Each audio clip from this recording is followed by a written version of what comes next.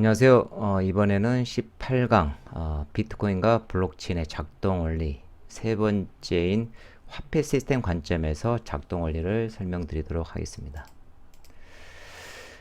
자, 이제 비트코인 블록체인의 작동 원리를 P2P 탈중앙화 관점, 화폐 시스템 관점, POW 작업 증명 관점에서 이제 설명하고 있는데 이번 18강에서는 이제 마지막 화폐 시스템 관점으로 이제 작동 원리를 한번 설명해 보도록 하겠습니다. 이제 18강에서 다룰 내용은 1강에서 이제 거의 대부분 다뤘던 내용인데, 이번 영상에서는 이제 비트코인과 블록체인의 작동 원리를 이제 화폐 시스템 관점에서 한정해서 한번 설명해 보도록 하겠습니다. 자, 우리가 이제 비트코인이라는 것은 P2P 일렉트로닉 캐시 시스템이라고 했습니다. 이제 비트코인이라는 것은 기본적으로 이제 화폐 시스템인데, 자, 전통적인 이제 화폐 시스템은 중앙은행이라든지 은행이라든지 아니면 어떤 제3의 신뢰 기관 같은 중앙 시스템 방식이라면은 이 이제 비트코인은 이제 P2P 기반, 즉 탈중앙화 분산 기반으로 이제 구현되어 있다는 거죠. 그럼 이제 이것을 실제로 이제 설계하고 이제 구현하려 그러면은 이제 뭐 다양한 요구 사항이 있을 겁니다. 그 요구 사항을 이제 설계에 이제 반영을 시켜서 이제 시스템을 이제 구축해야 되기 때문에, 그러면은 P2P 기반으로 이제 이 캐시 시스템을 이제 실제로 설계하고 이제 구현하려다 보면 어떤 요구 사항들이 있을지 그 요구 사항을 한번 좀 식별해 보도록 하겠습니다. 그래서 먼저 이제 비트코인과 블록체인의 이제 핵심 요소라고 할 수 있는 이제 근본이 이제 뭐 탈중앙, 분산 요소를 이렇게 이제 세 가지를 식별하고, 그리고 이제 화폐 시스템 관점에서 이제 핵심 요소들을 이제 한번 좀 본다 그러면은 화폐, 거래, 장부, 관리로 이제 이렇게 식별이 될 수 있을 것 같습니다. 그래서 이제 이 두 가지 분야를 이제 연계해서 총 정리하면은 이렇게 8가지 정도로 식별할 수 있을 것 같은데요. 이제 물론 이제 이것은 이제 제가 개인적으로 이렇게 이제 뭐 관점별로 이렇게 도출한 내용이고, 뭐 이제 요구 사항에 따라서 각자 이제 다르게 이제 식별할 수도 있습니다. 일단은 저는 이렇게 한번 조금 식별하고 요구 사항을 이렇게 한번 좀 분석해 봤거든요. 이렇게 하나씩 보면은, 자, 근본이 이제 이면서 화폐 관점에서 우리가 요구 사항이 이러면 적절한 화폐 발행량, 그리고 근본이 이제 관점에서 이제 화폐 시스템적인 측면이라면 화폐 발행 방식도 좀 중요하겠죠. 그리고 탈중앙화 관점에서 거래 탈중앙화 관점에서 이제 화폐 시스템의 거래를 위한 요소를 연계 분석하면 우리가 거래의 어떤 존재 증명의 전후 관계라든지 어떤 트랜잭션을 해야 될 것 같고, 그리고 탈중앙 관점에서 이제 합의 알고리즘이라든지 이중 지불이라든지 위변조 방지를 장부와 연계했을 때, 탈중앙을 이제 장부하고 연계했을 때 이제 필요한 것은 이제 이런 합의 알고리즘, 이중 지불 방지, 이제 위변조 방지 정도가 될 것이고, 그리고 이제 이 분산을 장부하고 연계했을 때 이제 합의 알고리즘 어떻게 합의할 것인지, 그리고 합의 과정에서 이중 지불 방지를 어떻게 할 것인지, 좀 이런 요구 사항이 있을 것 같습니다. 그래서 이제 저는 이제 이 비트코인을 실제로 이제 구현하기 위해서 이 8가지 정도 요구사항을 충족해야 되지 않느냐 이렇게 생각하고 있고, 그래서 이제 이번 영상에서는 이제 화폐 발행량, 발행 방식, 트랜잭션을 조금 설명을 하도록 하겠고, 그리고 이제 다음 영상에서 이제 이중 지불 방지를 좀 더 추가적으로 설명하겠고, 이제 다른 요구 사항들은 나중에 한번 별도로 한번 검토해 보도록 하겠습니다. 자, 우선 이제 첫 번째 이제 요구사항 중에 화폐 발행량은 이제 어떻게 설계해야 되느냐는 거죠. 자, 비트코인은 자, 화폐 발행량과 관련해서 뭐 발행 방식도 포함되지만 발행량이라든 발행 방식 관련해서 다양한 이런 설계 규칙을 설정했거든요. 이렇게 보면은, 자, 10분 단위로 블록을 생성합니다. 이건 다 아시는 내용이고, 그러면 일일 블록 생성 개수는 144개. 왜냐면은, 자, 10분에 하나니까 60분이면은 6개겠죠. 24를 곱하니까 144개. 일주일에 블록 생성 개수는 1008개. 그리고 1년의 블록 개수는 52,560개. 그리고 이제 2140년까지 블록 개수는 뭐 이렇게 6929, 999. 그리고 최초의 이제 그 보상 금액은 50 BTC였습니다. 근데 4년 주기로 이제 보상액이 절반으로 감소되고, 그리고 이제 2140년이 되면은 보상 금액이 0.0000001 BTC가 되고, 그리고 비트코인 총 발행량은 2100만 개가 되고, 그리고 처음 24년간 99%가 채굴되고 나머지 107년 동안 이제 1%가 채굴되는 이런 이제 그 설계 규칙을 했고요. 그리고 이제 이 설계 규칙에 따라서 이제 이런 규칙을 적용해서 제가 이제 엑셀로 한번 이렇게 정리를 해봤습니다. 이게 이제 공식적인 자료라기보다는 제가 그냥 한번 엑셀로 정리해 본 거고요. 그래서 이렇게 쭉 간다는 거. 지금 2021년이니까 뭐 이렇게 되겠죠. 거의. 자, 그런데 이 설계 규칙만 봐서는 이 설계 규칙들이 정확히 시사하는 바를 좀 정확히 유추할 수 없을 겁니다. 만일 이런 걸 처음 봤다 그러면은 비트코인이라든지 이런 걸 처음 봤다 그러면은 이게 도대체 뭘 의미하는지 이걸 이제 좀 유추하기 어려울 건데, 근데 이제 제가 이제 2강부터 10강까지 그 영상 내용들을 조금 연기해서 이제 연기하면은 조금 유추가 가능할 겁니다. 이제 구조적으로 보면은 자, 화폐 발행 그 설계 규칙이 좀 금과 유사합니다. 금채굴이라든지 근본이 좀 유사하는데, 뭐 희소성 관점이라든지 아니면 채굴되어 이제 시장에 이제 공급되는 관점이라든지 뭐 이런 거 보면은, 자, 이제 시간이 흐를수록 화폐 공급량이 이렇게 뭐 줄어들도록 이제 그 뭐 시간이 흐를수록 화폐 공급량이 이렇게 줄어들어서 이제 화폐 인플레이션을 좀 차단하는 했다고도 이제 볼 수 있겠고, 그리고 이제 2강에서 10강까지 살펴봤던 것처럼 이제 기존 그 사토시 나카모토는 이제 기존 그 화폐 시스템에 대한 이제 불신과 이제 그 사토시 나카모토가 이제 추구하고자 했던 그 이상적인 화폐 모습이 이제 이런 발행 규칙에 이제 그대로 있는 그 설계에 반영됐다고 볼 수 있는데, 뭐 예를 들자면 이제 10분 단위로 이제 블록을 생성한다는 것은 이제 10분 단위로 이제 화폐를 발행하겠다는 거고, 그러면 이제 화폐를 발행하고 싶어 화폐를 발행하고 싶다고 이제 발행할 수 있는 게 아니라 무조건 이제 10분을 기다려야지 이제 한 번은 발행할 수 있는 거고, 그리고 여기서 보면 이제 뭐 4년 주기로 이제 보상액을 절반으로 이제 감소했다는 것은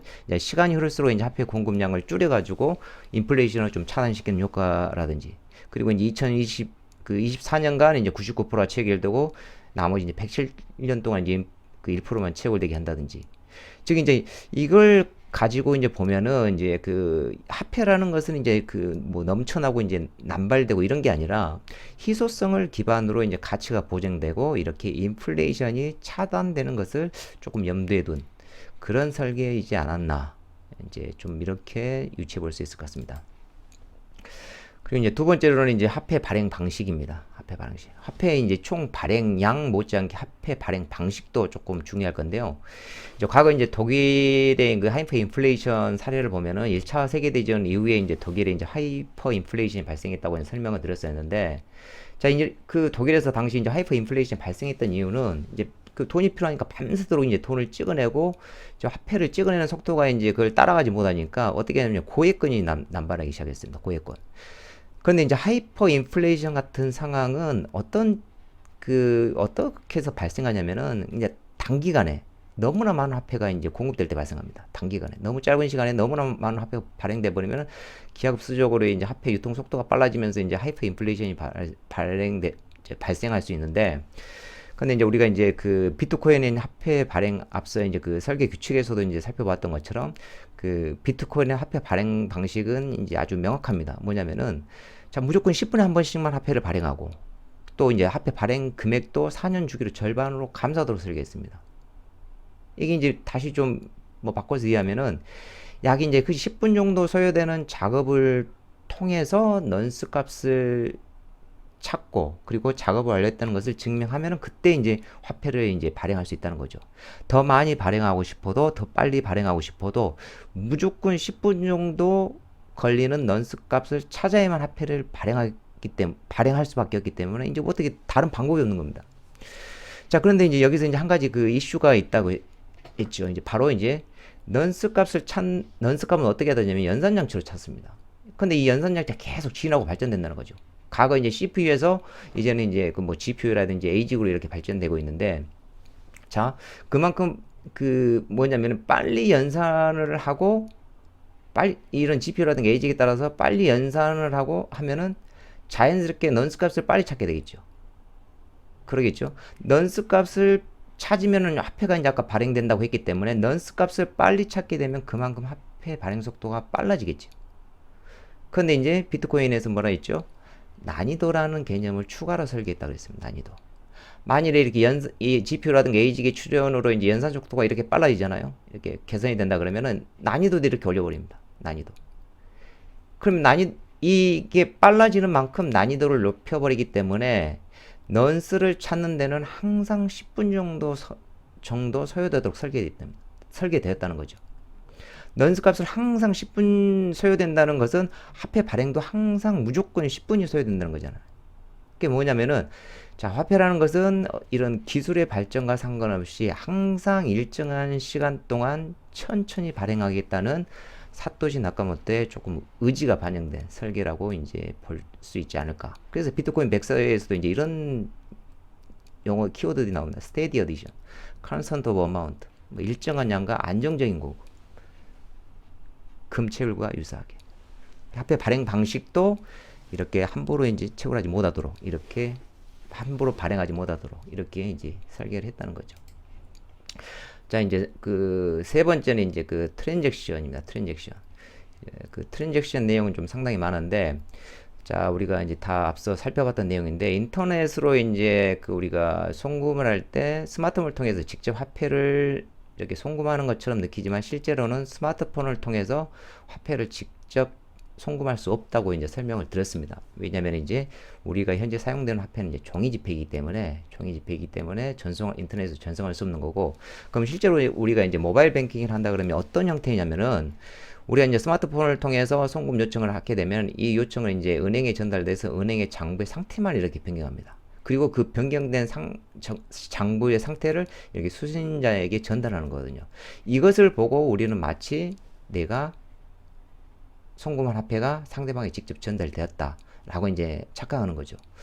그리고 이제 은행의 입장에서도 보면은 실제 지폐를 이쪽 계좌에 저쪽 계좌로 이렇게 막 이동시키는 작업을 하지 않습니다. 전체 지폐들은 어떻게 되냐면은 고스란히 이제 은행 지하 창구에 그대로 저장되어 있고 전체 금액이 그대로 저장되어 있고 그냥 장부의 상태만 플러스했다 마이너스했다 이렇게 변경시켜 주는 거죠. 그래서 이제 현 그 종이 지폐 상황에서는 인터넷을 송금하기 위해서 반드시 이렇게 제3의 신뢰기관이나 중개기관이 있어야만 합니다.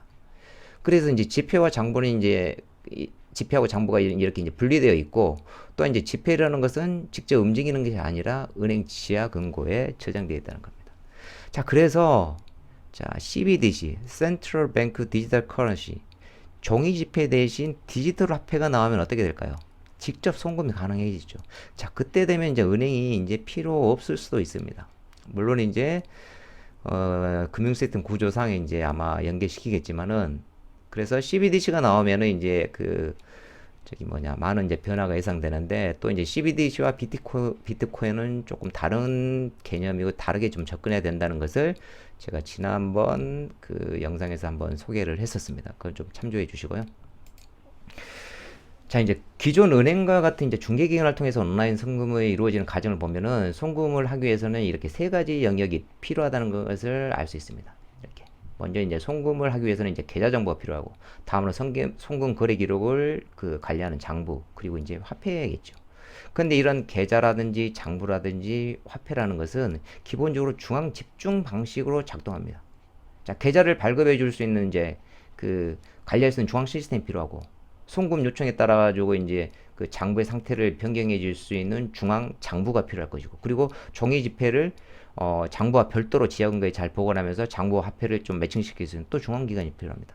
따라서 이제 탈중앙 기반에서 작동하는 비트코인은 자, 기존 은행에서 이런 사용하는 계좌라든지 장부라든지 화폐 방식을 그대로 사용할 수 없는 겁니다.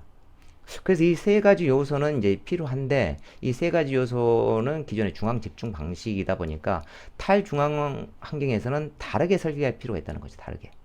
그래서 이제 비트코인은 탈중앙 환경에서 이 세 가지 요소를 어떻게 설계했는지 한번 알아보도록 하겠습니다. 계좌, 장부, 화폐라는 것을 비트코인에서는 어떻게 설계했는지 각각 한번 알아보도록 하겠습니다. 그 이제 세 가지 요소 중에서 첫 번째는 이제 계좌입니다. 계좌.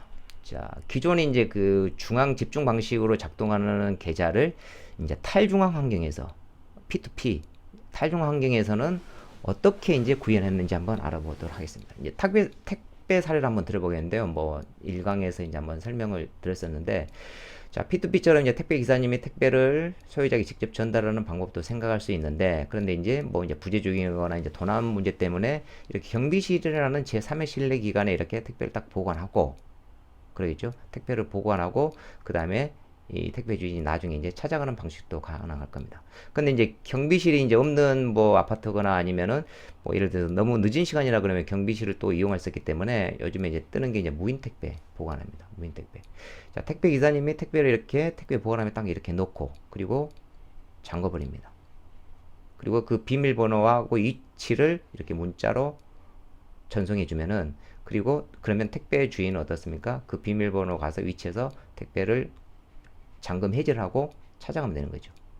무슨 말이냐면은, 자, 경비실과 같은 제3의 신뢰 기관이 없더라도 잠금과 잠금 해제라는 아이디어를 이용하면 어떻습니까? 개인 간 직접 물건을 전송할 수 있는 메커니즘이 가능하다는 것을 확인할 수 있죠. 그렇죠? 그리고 이제 다음 페이지로 넘어가기 전에 이제 그 비대칭 키에 대해서 이제 좀 간단히 설명해 보겠는데요. 자, 뭐 3시에 공격 개시라는 이런 메시지가 있다 그러면은, 자, 이것을 이제 키를 이용해서 암호하고 이것을 다시 해독하는 과정을 거쳐서 이렇게 메시지가 전달되는 것을 확인할 수 있습니다. 근데 이때 보면은 하나의 키를 이용해서 암호를 하고 하나의 키를 이용해서 복구하는 것을 대칭키라고 합니다. 그런데 이렇게 쌍으로 구성된 공개키와 개인키가 이렇게 쌍인데, 이렇게 쌍으로 구성된 키를 발행해서 공개키로 암호화라고, 그리고 공개키와 쌍인 개인키로 해동하는 것도 가능한데, 이걸 이제 비대칭 키라고 하는데, 이건 그냥 좀 참조만 해주시고, 자, 이제 그러면은 앞서 이제 우리가 그 무인 택배 보관함에서 잠금과 잠금 해제라는 아이디어와 이제 방금 그 설명드렸던 비대칭 키를 이용하면 화폐를 이제 송금할 수 있을 것 같다는 이제 생각이 조금 드실 수도 있는데, 저 먼저 이제 그 은행을 통해서 송금 과정을 보면, 이제 자 보면 수신자는 본인 계좌번호와 해당 계좌에 접근할 수 있는 이 비밀번호가 이제 이렇게 쌍으로 있겠죠, 당연히. 그러면 수신자는 송신자에게 계좌번호 이렇게 공개합니다. 그러면 송신자는 이 계좌번호로 이렇게 송금을 이렇게 하는 거고, 자, 송금이 이루어지면 수신자는 다시 비밀번호를 통해서 계좌에 접근해서 입금 내역을 확인하고 이 금액을 재송금할 수 있는 거죠. 자, 이처럼 이제 계좌번호와 비밀번호가 서로 쌍이라는 개념하고, 아까 말씀드렸던 그 택배 사례처럼 그 잠금과 잠금 해제라는 아이디어를 서로 이제 연계해서 활용하면은, 자, 은행과 같은 제3 신뢰기관이 이렇게 없더라도 비대칭 키를 통해서 화폐를 송신할 수 있다는 것을 이제 확인할 수 있는데, 여기서 이제 한번 예를 들면은, 자, 은행이 없습니다. 여기는 은행이 있다 있잖아요. 중앙정부 은행이 없는데, 여기는 이제 은행이 없습니다. 자, 5만 원짜리를 A에서 B로 이제 송금하는 과정을 살펴보면은, 자, 발행된 공개 키와 개인 키로 해서 공개 키를 송신자에게 이렇게, 자, 공개하면은 송신자는 이 공개 키로 5만 원을 암호하겠죠. 자, 암호화된 5만 원은 누가 쓸 수 있습니까? 못 쓰겠죠. 암호화되어 있기 때문에. 근데 이 암호화된 5만 원짜리를 쓸 수 있는 유일한 사람은 누굽니까? 이 공개 키와 쌍을 가진 개인 키겠죠. 그래서 개인 키로 딱 복화를 해서 5만 원으로 복화를 해서 다시 쓸 수 있다는 거죠. 다시 쓸 수 있는 거죠. 정리하면은, 자, 비트코인은 은행과 은행에서 발행해주는 이런 계좌가 없어도 공개 키와 개인 키를 통해서 화폐가 이렇게 송금할 수 있도록 설계를 했습니다. 자, 두 번째는 이제 장부인데요. 자, 은행에서 이제 중앙 장부를 관리하면서 송금 요청이 접수되면 그 장부의 상태를 변화시키는 방법으로 이제 송금 처리가 이루어지는데, 자, 우리가 이제 먼저 트랜잭션 개념부터 조금 이해할 필요가 있는데, 자, 우리가 이제 그 지폐가 이제 A 지갑으로 들어왔다가 다시 이렇게 B 지갑으로 들어가고 B 지갑에서 나와서 다시 C 지갑으로 이렇게 이제 흘러가는 과정을 볼 수 있는데, 지폐가 이렇게 들어와서 나가고 이 과정을 이렇게 이제 개별 단위로 이렇게 딱 사진을 하나 찍는다 그러면은 개별 단위로 이렇게 분할이 되겠죠. 이 분할된 개별 거래 내역들이 이제 바로 이제 하나 거래 기록, 즉 트랜잭션이라고 볼 수 있습니다. 자, 이제 은행의 경우에는, 자, 이런 트랜잭션이 딱 그 도착 요청되면 어떻게 하냐면, 트랜잭션 요청에 따라 가지고 장부의 상태를 여기서 이렇게 딱 변경시켜 줍니다. 그리고 이제 은행에서 장부는 이제 하나이고 이 장부 상태를 이렇게 계속 변경시켜 주는 거예요. 자, 그런데 이제 탈중앙 기반 장부에서는 이렇게 이제 그 장부의 상태를 지속적으로 관리해줄 수 있는 별도의 중앙 시스템이라든지 이런 게 없습니다. 따라서 이제 비트코인에서는 자, 은행처럼 이제 장부의 상태를 변경시키는 방식이 아니라 그냥 트랜잭션이 발생하면은 P2P 개인 간의 트랜잭션이 발생하면은 그냥 그 발생된 트랜잭션을 그냥 장부라는 곳에 이렇게 차곡차곡 쌓아둡니다. 차곡차곡 쌓아두는 거죠. 자, 이제 블록체인 이제 내부로 보면은 이렇게 이제 트랜잭션들이 블록체인 내에 이렇게 차곡차곡 쌓여있다고 생각하시면 됩니다. 자, 그런데 그 트랜잭션이 그냥 아무렇게나 쌓이는 게 아니라 꼭 순서대로 이렇게 쌓이지 않더라도 각 트랜잭션들이 어떻게 보면 포인트로 다 연결되어 있습니다. 이렇게 포인트로. 포인트로 연결되어 있다는 것은 어디에서 나와서 어디에 들어갔다, 어디에서 나와서 어디에 들어갔다. 즉, 이 과정을 다 보여주는 거거든요. 이렇게 어디에서 와서 어디에서 들어갔다. 이 포인터가 이제 그런 역할을 하는 겁니다. 포인터가. 그래서 화폐가 어디에서 어디로 송금됐는지 이렇게 투명하게 이제 모두 식별이 가능하다는 거죠. 그래서 다시 정리하면은 화폐가 이제 송금되는 과정을 이렇게 분할해서 이제 트랜잭션을 이렇게 생성하고 이런 트랜잭션들이 이렇게 블록체인에 이렇게 차곡차곡 이렇게 쌓인다고 했었고 그럼 이렇게 블록체인이란 게 이제 형성되는데 이렇게 완성된 이제 블록체인이 모두 동일한 형태로 어떻게 되면서 분산 노드에 각각 이렇게 저장된다 했습니다. 이게 여기도 저장되고 여기도 되고 여기도 저장되고 여기도 저장되고 즉 그래서 분산 원점 구조라고 이제 이렇게 이해하시면 될 것 같습니다. 마지막으로 이제 화폐인데, 자, 그 은행과 같은 이제 중앙 방식에서 이제 화폐를 지하 근거에 그대로 이제 저장시켜 둔다고 했는데, 자, 이런 화폐를 별도로 이제 저장하거나 이제 장부와 연계시킬 주체가 없는 이제 탈중앙 환경에서는 화폐를 어떻게 설계했는지 이제 한번 알아보겠는데요. 자, 예를 들어서 만일에 지폐가 이제 비지갑으로 들어가서 나가는 과정을 이제 이거라고 했을 때, 이걸 이제 문장으로 표현하면 우리가 이제 이러겠죠. B는 지갑에 보관된 2,000원을 꺼내서 C에게 전달한다. 라고 이제 표현할 수 있을 거고. 그리고 이제 우리가 앞서 이제 송금 과정을 비대칭 키를 이용한다 그랬는데, 그럼 비대칭 키를 이제 이용해서 다시 표현하면 B는 2,000원을 B 공개 키로 소유권을 검증하고 C 공개 키로 암호한다. 이렇게 이제 표현할 수 있겠죠. 자, 우리가 이제 계속 이제 그 트랜잭션이라고 했는데, 이제 조금 트랜잭션이 실제 어떤 형태인지 조금 이해를 해야지 조금 더 선명하게 좀 이해가 될 것 같은데, 자, 우리가 이제 블록에 이제 그 바디에 보면 이런 트랜잭션들이 있다 그랬죠. 이게 뭐 수백, 수천 개가 존재합니다. 한 블록당. 자, 트랜잭션은 이렇게 이제 뭐냐면 우리가 지폐가 이제 지갑에 들어와서 나가는 하나 거래 기록이라고 이해할 수 있다고 했잖아요. 그래서 이것을 이제 이 트랜잭션을 이제 이거라고 보면 됩니다. 이거 트랜잭션을 그랬는데 이게 이제 트랜잭션이라고 보면 되고 우리가 실제로 볼 수 있는 트랜잭션이라고 보면 되고 근데 이것을 이제 우리가 입금과 출금이라는 형태로 이제 구조에서 표현하면 이렇게 구조할 수 있겠죠. 입금 이렇게 만원 됐는데 출금이 이렇게 됐다. 뭐 예를 들어서 입금이 됐는데 출금이 안 됐다 그러면 이거는 없는 거고 그러겠죠. 그런데 이제 비트코인에서는 디지털 형태이기 때문에 이 만원짜리를 디지털 형태 이렇게 변환해서 실제 이렇게 되겠죠.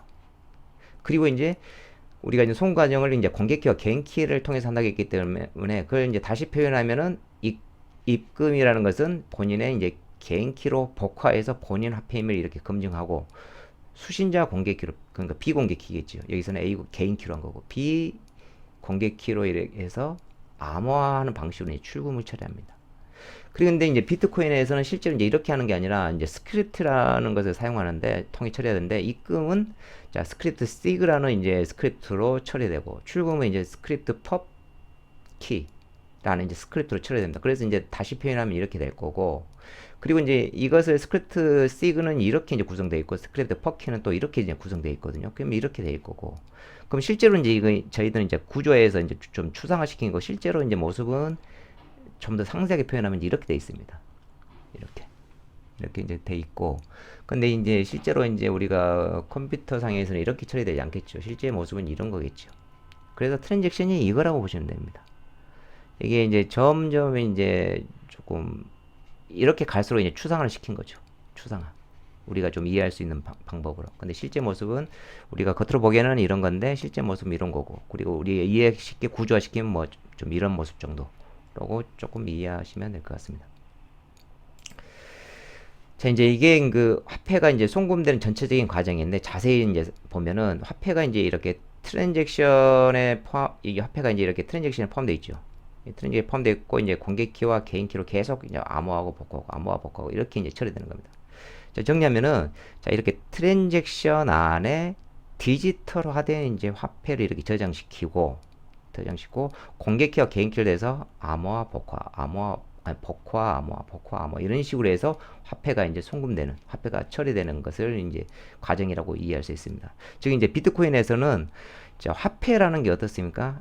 이게 트랜잭션이 장부잖아요, 일종의. 그런데 화폐라는 것은 이 장부 안에 포함되어 있잖아요. 그 장부하고 이제 화폐가 이제 별도로 존재하는 게 아니라 장부가 그 화폐가 장부에 이렇게 포함되어 있다. 즉 장부 자체가 이제 화폐인 겁니다. 예를 들어서 홍길동이 사토시 나카모토한테 100만 원을 송금했다는 이 트랜잭션 거래 내역이 있다 그러면은 이 거래 기록이 의미하는 거면 홍길동이 사토시 나카모토한테 100만 원을 송금했다는 거래 기록은 바꿔서 말하면은 사토시 나카모토 지갑에 100만 원이 들어 있습니다. 이걸 이제 의미하는 거죠. 그래서 그 화폐와 기록이 일체화되어 있다는 거죠. 이제 보시는 것처럼 이제 그 블록체인에는 이제 수많은 트랜잭션들이 이렇게 저장되어 있고 이제 화폐는 바로 이 트랜잭션 이 내에 이렇게 저장되어 있습니다. 아직 이제 사용되지 않았다면은 unspent UTXO가 될 거고 이렇게 이제 뭐 UTXO가 될 거고 만일에 이미 사용됐다 그러면은 STXO가 되겠죠. 봐보십시오. 여기엔 UTXO잖아.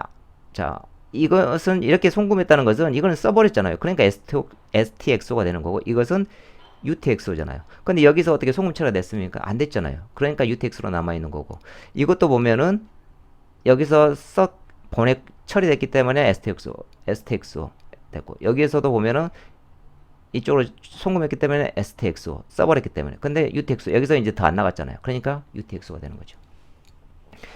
자, 그래서 이제 비트코인에서는 이렇게 그 뭐 조금 장부 화폐가 좀 일치되는 좀 그런 거라고 이제 보면 될 것 같고 그래서 이제 좀 정리를 하면은 자, 은행에서는 장부와 이렇게 화폐가 이렇게 분리되어 있고 화폐를 지하 공간에 보관시키는 방식이라면 자, 비트코인에서는 장부와 화폐를 이렇게 일체화시키고 화폐가 이제 포함된 장부들을 이렇게 각 노드에 이제 분산 배치해서 각 개인들이 모두 직접 장부도 소유하고 화폐도 소유하고 있는 겁니다. 단지 이 화폐를 소유하고 검증해서 재사용하기 위해서는 그 화폐에 대한 개인키가 있어야 되기 때문에 뭐 개인키가 없으면 사용할 수 없겠죠.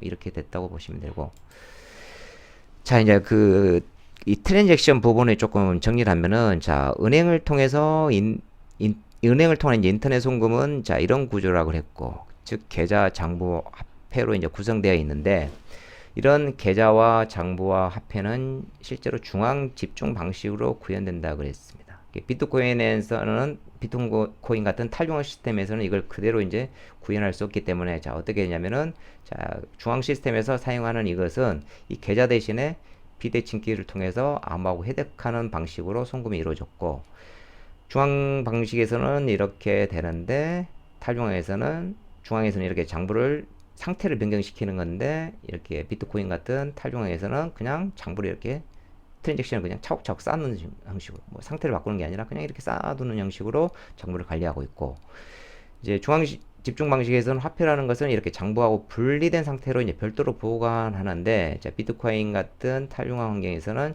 장부와 화폐를 이제 일체화시키고 모두가 이런 장부를 소유하는 거 화폐가 이제 장부에 포함되고 그 장부는 개인들이 가지고 있고 그 장부 내에 이제 화폐가 다 이렇게 있는 거죠. 자, 이런 형태로 해서 구현을 했다는 거죠. 자, 이것으로 이제 그 비트코인과 블록체인의 작동 원리인 그 세 가지 관점에서 이제 모두 살펴봤는데, 물론 이제 그 뭐 책에서는 이제 그 좀 더 다양한 관점에서 추가적으로 설명을 하고 있는데, 그 이제 뭐 다양한 관점에서 이제 작동 원리를 추가적으로 설명할 수 있겠지만 우선 이 세 가지 관점 정도로만 해서 이제 작동 원리는 마무리하도록 하겠습니다. 네, 감사합니다.